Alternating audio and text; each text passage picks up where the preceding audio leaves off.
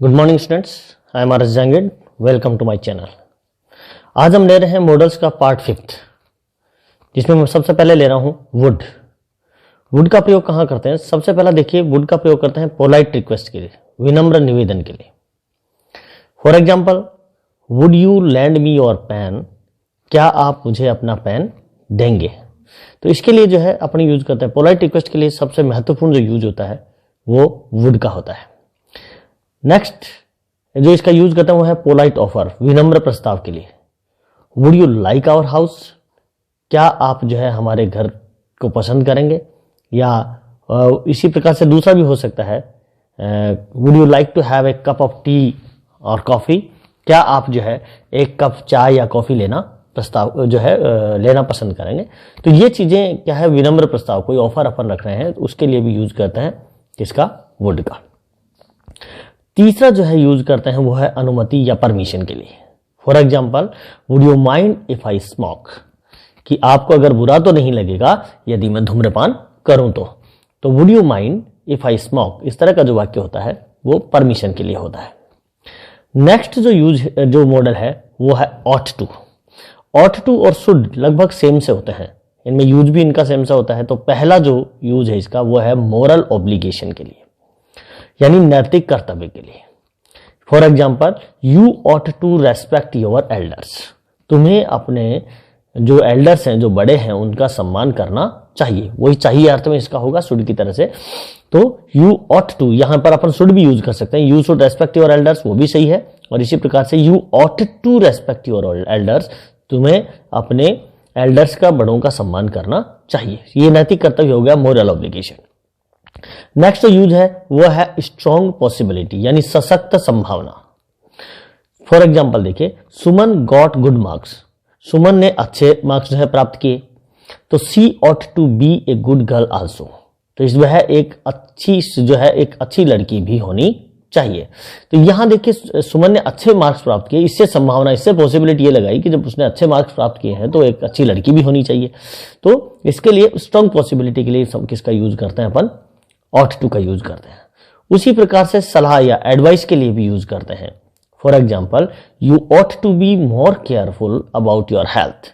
You ought to be more careful, तुम्हें ज्यादा careful होना चाहिए, ज्यादा जो है सावधान होना चाहिए अबाउट योर हेल्थ, तुम्हारे स्वास्थ्य के बारे में तुम्हें ज्यादा जो है केयरफुल होना चाहिए, ज्यादा सावधान रहना चाहिए। तो देखिए, ऑट टू और शुड का यूज जो है सेम से कंडीशंस में किया जाता है। तो दोनों में से एक दूसरे का अगर विकल्प के रूप में भी यूज करते हैं तो भी वो सही होता है। नेक्स्ट जो कुछ मॉडल्स हैं जो अपने कोर्स में नहीं है लेकिन फिर भी ये कई बार पूछे जाते हैं, तो इसको भी अपन कर रहे हैं। फॉर एग्जाम्पल, सबसे पहला ले रहा हूं used to.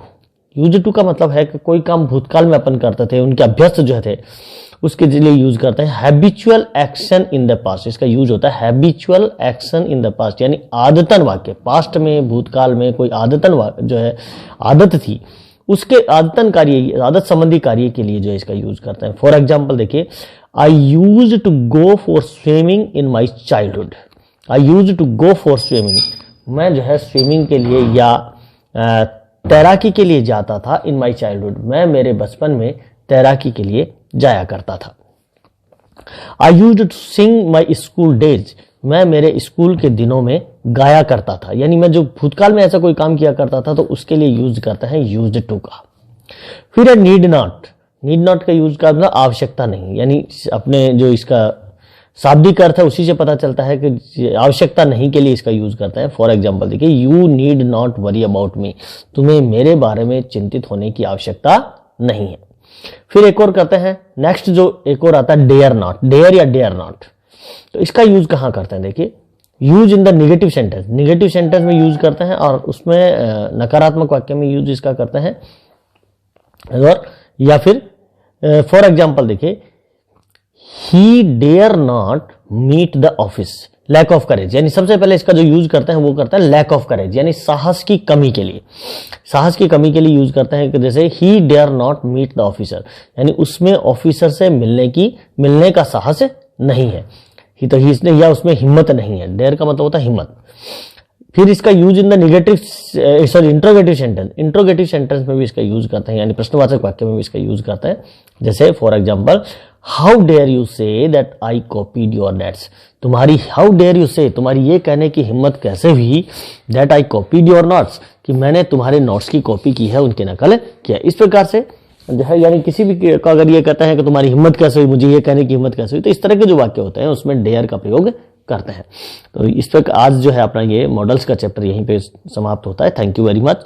Don't forget to subscribe my channel. यदि आपने मेरे चैनल को सब्सक्राइब नहीं किया है या लाइक नहीं किया तो इसके लाइक और सब्सक्राइब करें और अवश्य करें ताकि आने वाले जो वीडियोज हैं वो आपको मिल सके। Thank you very much.